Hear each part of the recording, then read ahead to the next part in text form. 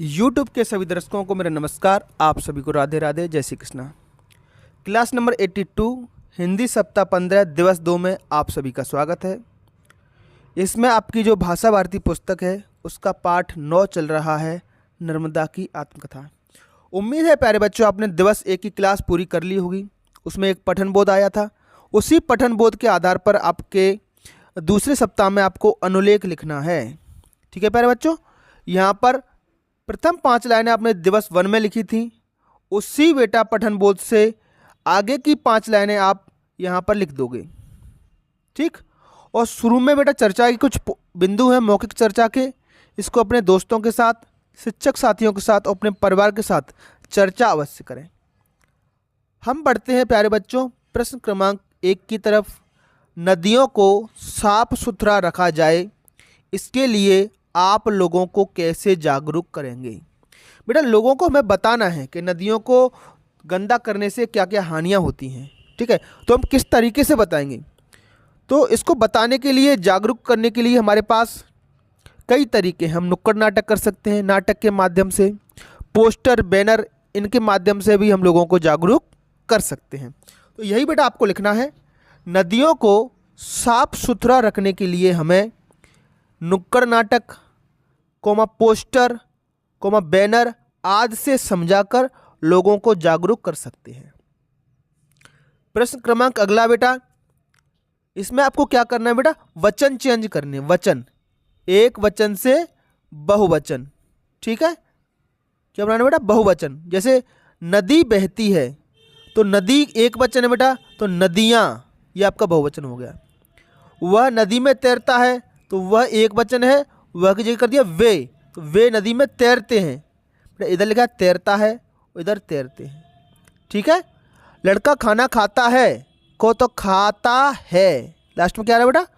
लड़का खाना खाता है। और एक से ज़्यादा लड़के होंगे तो हम बोलेंगे बेटा लड़के खाना खाते हैं। क्या बोल लिखेंगे बेटा? लड़के खाना खाते हैं। तो ये शब्दों और मात्राओं पे आप गौर कीजिए। एक लड़का होगा तो खाता है लिखेंगे, और एक से ज़्यादा होंगे तो खाते हैं। ठीक है, तो चलिए, अगर आप समझ गए हैं तो बच्चे नदी में तैरना सीखते हैं। बच्चे बहुवचन है तो आपको बच्चे को एक वचन कर दो, तो बच्चा नदी में तैरना सीखते लिखा है तो सीखता है। इतना सा बदलाव करके आपको वाक्य लिखना है। हमें नदी को साफ सुथरा रखना चाहिए। हमें मतलब बहुवचन है हमें, तो एक वचन बनाइए, मुझे नदी को साफ सुथरा रखना चाहिए। ठीक है प्यारे बच्चों, इसके बाद यहाँ पर आपको शब्दों की सही जोड़ियाँ बनानी है और यहाँ पर लिखनी है। तो आप जानते हो बेटा 1 नंबर पर नदी है। नदी को हम कहते हैं सरिता, तो यहाँ पर नदी लिखें और नदी के आगे क्या लिखते हैं बेटा? सरिता। दूसरा बेटा पानी को हम कहते हैं सलिल, तो पानी की जोड़ी सलिल से मिला दीजिए। यहाँ पर पानी के आगे सलिल लिखें। सूर्य को हम सविता भी कहते हैं, तो सूर्य के आगे आप सविता लिख दें। और पहाड़ को हम शिखर भी कहते हैं, तो पहाड़ के आगे आप शिखर लिख दीजिए। ठीक है प्यारे बच्चों, उम्मीद है आप इनको अच्छे से जोड़िए मिला लोगे। बेटा ये इनको याद जरूर रखें, क्योंकि यही पर्यायवाची शब्द कहलाते हैं। किसी भी एक चीज़ का दूसरा नाम, अन्य नाम समानार्थी या पर्यायवाची शब्द कहलाता है। तो ये आपसे परीक्षा में पूछे भी जाएंगे। इसके बाद बेटा धारा प्रवाह पठन।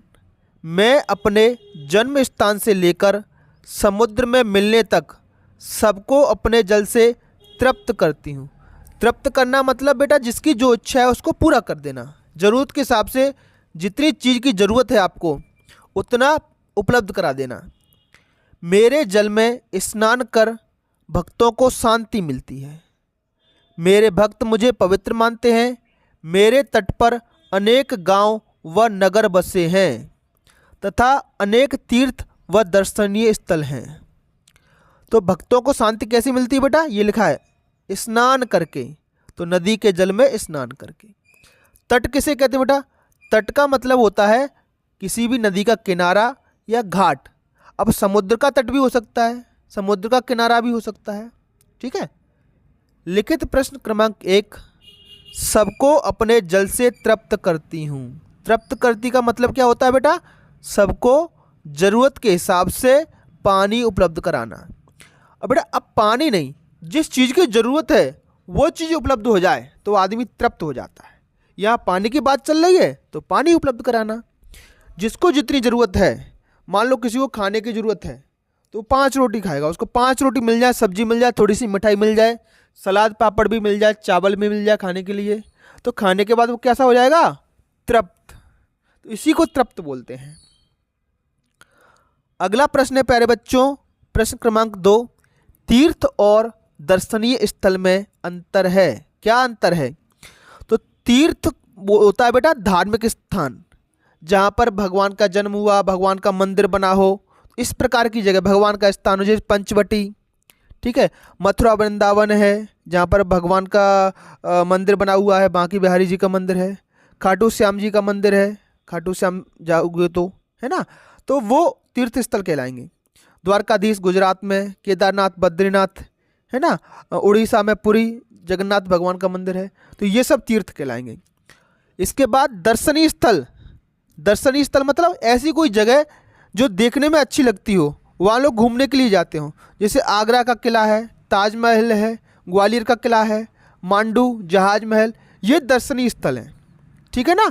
तो यहाँ पर ये मंदिर नहीं है, मंदिर छोटे मोटे मंदिर होंगे लेकिन वो देखने के लिए लोग जाते हैं वहाँ पर, इसको हम दर्शनीय स्थल कहते हैं।